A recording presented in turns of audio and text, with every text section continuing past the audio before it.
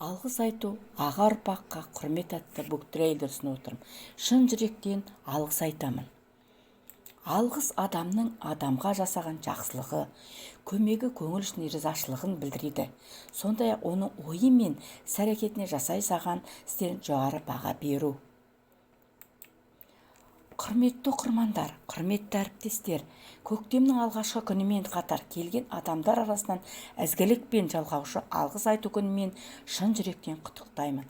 Алғыс айту үшін арнайы күнді күтпейік, мүмкіндігінше жақсы сөз айтудан жалықпай, бір-бірімізден жан жылуымызды аямайық, өміріміздің де әр сәтіне алғыс айта білейік. Рахмет сені саған отаным.